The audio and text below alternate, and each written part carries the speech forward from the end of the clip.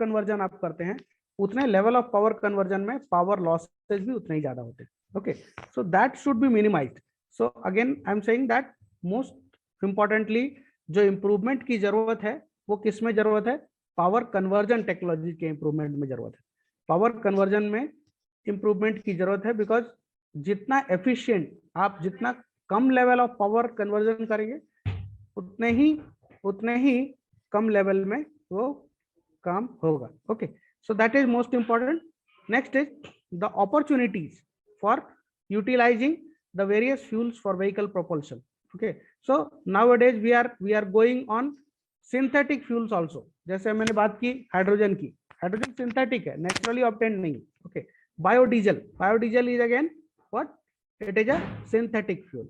Bioethanol, okay, ammonia, these all are synthetic fuels, है ना। और इलेक्ट्रिक बैटरीज की भी अगर बात करें तो ये भी हम इसको भी सिंथेटिक फ्यूल कंसिडर कर सकते हैं। Okay, so so we have just taken a case study, okay, economic criteria, environmental criteria और उनके कंबाइंड इम्पैक्ट पे एक केस स्टडी करने के बाद, है ना।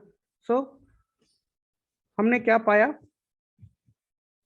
जो कन्वेंशनल गैसोलीन व्हीकल्स हैं, जो हाइब्रिड व्हीकल्स हैं, जैसे conventional gasoline vehicles, hybrid vehicles, then high capacity electrical batteries और इलेक्ट्रिकल ड्राइव जनरेटर से रिलेटेड, उसके बाद हाइड्रोजन फ्यूल सेल व्हीकल्स, फिर hydrogen internal combustion vehicles, ammonia fuelled vehicles.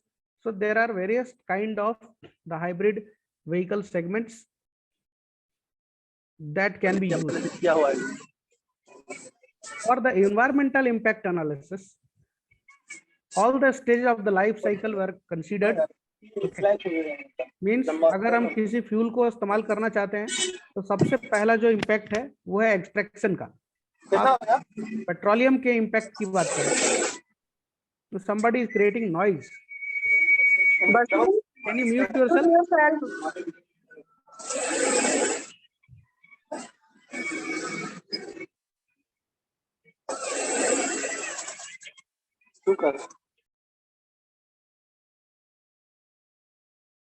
Okay, सो environmental impact analysis की अगर हम बात करें तो उसके लाइफ साइकिल को कंसिडर करना बहुत जरूरी है। ओके, सो उसका जो लाइफ साइकिल है फ्यूल का वो कहां से स्टार्ट होता है? It start from extraction of natural resource to produce material.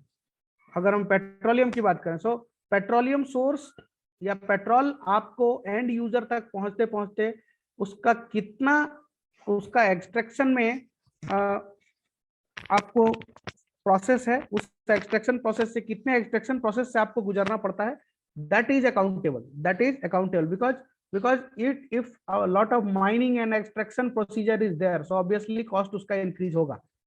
अगर हम पेट्रोल को खेतों में उगा सकते लाइक बायोडीजल एंड समथिंग, अगर हम उसको बना सकते सिंथेटिकली, सो ये काफी आसान होता एंड हम उसका कॉस्ट भी कम कर पाते। बट चूंकि उसको माइनिंग प्रोसेस से ही हम उसको एक्सट्रैक्ट कर सकते हैं, उसके बाद भी उसका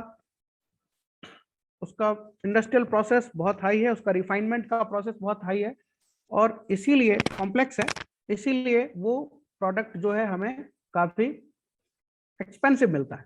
okay, same is the case with batteries को बनाने में उसका मटेरियल जो है, जो बैटरीज में हम यूज करते हैं, उसका एक्सट्रैक्शन, फिर उसका इंडस्ट्रियल प्रोसेस, ये करते करते उस फ्यूल की कॉस्ट बहुत हाई हो जाती है। ओके, सो ये बहुत इंपॉर्टेंट होता है कि अगर हम एनवायरमेंटल इम्पैक्ट एनालिसिस करें या कोई भी एनालिसिस किसी फ्यूल का करें, सो उसका एक्सट्रैक्शन, उसका industrial process, this is very much important.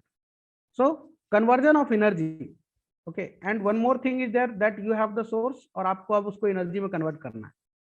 Okay, सो उसके कन्वर्जन में भी अगर आप डिफरेंट लेवल्स ऑफ कन्वर्जन करते हैं तो आपको बहुत सारा उसमें exhaustive, you will have to, the process would be exhaustive, okay, to get the mechanical power out of it. Other purposes भी होते हैं फ्यूल्स के, जैसे कि heating, cooling, lighting etcetera, so these are other things that you have to, so there are some of the examples, okay, there are some of the examples which I am showing on my screen, to let you know about the hybrid variant of vehicles that are being used, that have been manufactured by some of the renowned companies of the domestic vehicles. That is Toyota Corolla, that is a conventional vehicle. Toyota Prius, this is a hybrid vehicle. Then another model, Toyota RAV4 EV, that is an electric vehicle. Again in Honda, FCX, it's a hydrogen fuel cell vehicle. Then Ford Focus H2 ICE, this is a hydrogen vehicle. Ford Focus, it is using ammonia as a source of hydrogen. Okay, so these are the vehicles manufactured by different companies, and they are the different modes. So what are the key parameters? What are the key parameters on which the economical analysis is based? Okay, so if you are driving a car, so what are the things that depends कि उस पर उसका economy depend करता है. सबसे पहला तो vehicle price, क्योंकि हम किसी चीज को खरीदते हैं वो उसका कैपिटल कॉस्ट होता है और हम उसको ऑपरेट करते हैं, so that is the operating cost. Okay, so a number of key economic parameters are there which is characterized by the vehicles. So first is the vehicle price. If the vehicle price is low, obviously you will have low budget, you will have a low impact on your economy. So vehicle price plays an important role. Like I had given an example कि हम अगर Tata Nexon के petrol based car purchase करें and at the other hand हम उसकी electric vehicle segment को purchase करें, so you will get the petrol vehicle in just 8 or 9 lakhs. और जब हम उसकी इलेक्ट्रिक व्हीकल सेगमेंट को परचेज करेंगे सो विल हैव टू पे just double. So in that case जो इंडियन कस्टमर है, what he will think, it's okay, I can have the petrol vehicle and the remaining 8 lakhs I will keep for the fuel. So 7-8 साल मेरे 8 लाख में तो मैं इसको fuel को top up कर लूंगा. So vehicle price is very much important in the economy. Even if operating cost कम है, लेकिन जो उसका कैपिटल कॉस्ट है वो बहुत इंपॉर्टेंट होता है. Next is fuel cost. Next comes the fuel cost. So fuel cost is again, yes, fuel cost is much higher in the petrol based vehicles, gasoline based vehicles, whereas it is very much less in if we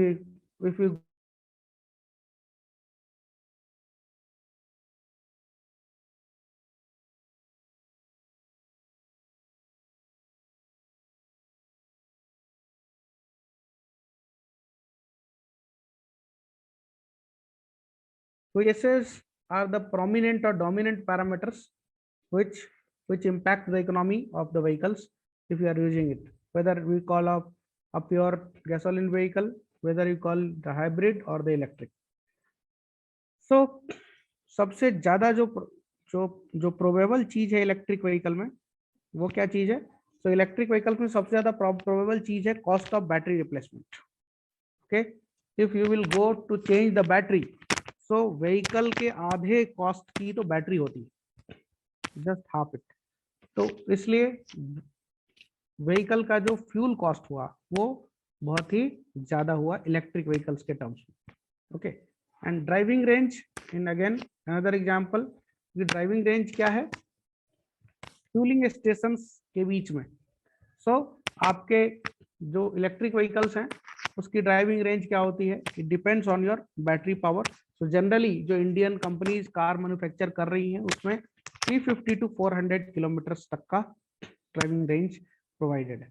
but it depends कि आपकी जो जरूरत है, it should be according to your needs.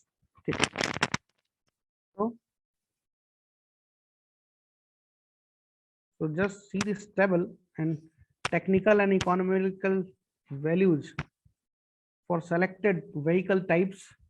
जो 4-5 vehicles के types हैं उसके ऊपर एक एनालिसिस हुई है. उस एनालिसिस का रिजल्ट जो है टेबुलर फॉर्म में अरेंज है. So your conventional vehicle, it is having a driving range of 540. The hybrid mode, it is having a driving range of 930. The electric mode, it is having the driving range of 164 kilometers. your fuel cell, it is having the driving range of 355. The Ford hydrogen based vehicle, that is having the driving range of 300 kilometer, and the ammonia powered vehicle is having the driving range of 430 kilometers. Okay, and this is the price of battery changes. Okay, so ये battery change का जो price है वो भी बहुत ही important है, because ये आपके ऑपरेटिंग कॉस्ट में ऐड होगा, है ना। हम बाहर हर बार रिफिल करते हैं फ्यूल को, लाइक से पेट्रोल भरते हैं, so that is the operating rate, but if you are changing your battery, so वो भी आपके इसमें ऐड होगा, वो भी ऑपरेटिंग कॉस्ट में ऐड होगा। Okay, so initial price if we compare, so सबसे ज्यादा initial price hydrogen based vehicle का है। Hydrogen technology is not cheap. Okay, hydrogen technology, although Indian government and all the, we are talking at the global level कि okay hydrogen based vehicles हम आगे चल के इस्तेमाल करेंगे, फ्यूल सेल टेक्नोलॉजी उसमें इस्तेमाल होती है, हाइड्रोजन को हम इलेक्ट्रिक में कन्वर्ट करते हैं। ओके, सो बट उसका प्राइस बहुत ज्यादा है, बिकॉज हाइड्रोजन से जनरली ये सब जेट फ्यूल्स होते हैं जो हम एरोस्पेस वगैरह में यूज इस्तेमाल करते हैं, बट ये अगर हम नॉर्मल डोमेस्टिक व्हीकल्स में इस्तेमाल करेंगे, so obviously it will be very much, the cost will be very much high. उसके बाद इलेक्ट्रिक व्हीकल का भी operating cost you can see it is 42 okay US kilo dollars, so it this is higher. और gasoline based vehicles का operating cost बहुत कम होता है, तो बट ऑपरेटिंग कॉस्ट कम होगा, देन उसका सॉरी इनिशियल कॉस्ट कम होगा but operating cost will be higher. Okay, so अगर हम इन्वायरमेंटल एनालिसिस पोल्यूशन के बेसिस पे करें, okay, so then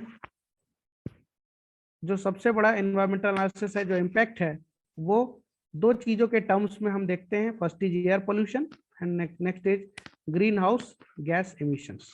okay, so green house gas जो है, बेसिकली जो ग्रीन हाउस गैसेस हैं, this constitutes carbon dioxide, okay, CH4, N2O and SF6, that sulphur hexafluoride. So ये एनवायरनमेंट को काफी नुकसान पहुंचाते हैं। ओके, एंड एयर पोल्यूशन की बात करें तो उसमें जो पॉल्यूटेंट्स होते हैं वो carbon oxide, nitrogen oxide, sulphur oxide constituents, these are the gases which contribute to the air pollution. So vehicle production stage contributes to the total life cycle environmental impact through pollution associated with, ये शुरू से ही जब से आपने vehicle आपको operate करना है, so the extraction and processing of material resources, first is the extraction and processing. Okay, let us suppose आप we are thinking of some source, so that source from where it will come, so you'll have to extract or either process the materials, because आपको battery बनानी है, so battery के लिए निकल है, cadmium है, phosphorus है, all these elements you will have to process, all these materials you have to process, and well defined process के थ्रू हम बैटरीज बनाते हैं या कोई भी सोर्स बनाते हैं। so either it can involve the extraction process या हम किसी मटेरियल से फ्यूल को बनाते हैं। then comes the manufacturing, okay, and then comes the vehicle disposal stage। आज इलेक्ट्रिक व्हीकल्स के बारे में हम बात करें तो we are very much interested to use the electric vehicle। हम इसको खूब बढ़ावा दे रहे हैं, सरकार बढ़ावा दे रही है, at the global level we are accepting it, but the main thing is that, what is the main thing कि डिस्पोजल, आपका जो फ्यूल है, जब बैटरी आप रिप्लेस करेंगे तो इतनी सारी बैटरीज कहाँ डिस्पोज होगी, और अगर वो